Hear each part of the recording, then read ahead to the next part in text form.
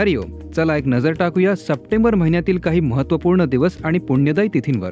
1 September Gauri पूजन, 2 September Gauri विसर्जन, 3 September Padma परिवर्तिनी एकादशी. हे व्रत केल्याने आणि याच्या महात्म्य श्रवण पठनाने मनुष्य सर्व पापांपासून मुक्त होऊन जातो.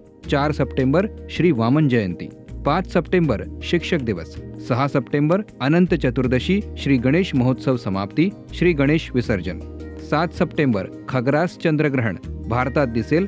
ग्रहणाचे नियम पालनीय आहेत. अहमदाबादमध्ये ग्रहण वेळ रात्री 9:57 पासून मध्यरात्री 1:26 राहील.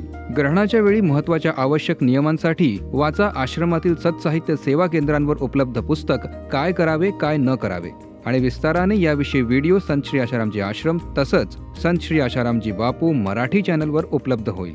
14 सप्टेंबर राष्ट्रीय हिंदी दिवस. 15 सप्टेंबर व्यतिपात योग पहाटे 4:55 पासून मध्यरात्री 2:34 17 सप्टेंबर इंदिरा एकादशी. हे व्रत मोठ्या मोठ्या पापांचं नाशक तसंच नीच योनीत पडलेल्या पितरांनाही सद्गती देणार आहे.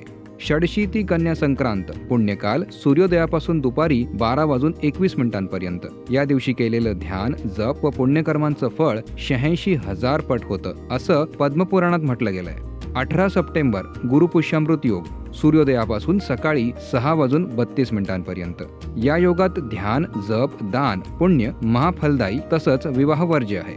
19 सप्टेंबर प्रदोष व्रत, मासिक शिवरात्र. 21 सप्टेंबर दर्श आश्विन अमावस्या. सर्व पितरी अमावस्येचं श्राद्ध. पितृपक्ष समाप्त. खंडग्रास सूर्यग्रहण. भारतात नाही दिसणार. नियम पालनाची गरज नाही.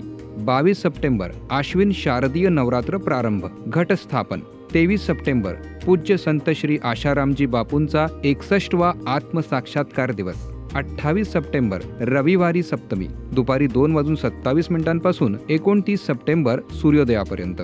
29 सप्टेंबर सरस्वती आवाहन. 30 सप्टेंबर महाष्टमी, दुर्गाष्टमी, सरस्वती पूजन. येत्या काही दिवसात यापैकी काही महत्त्वपूर्ण दिवस तसंच तिथींवर डिटेलमध्ये व्हिडिओ संत श्री आशारामजी आश्रम तसंच संत श्री आशारामजी बापू मराठी चॅनलवर उपलब्ध होईल.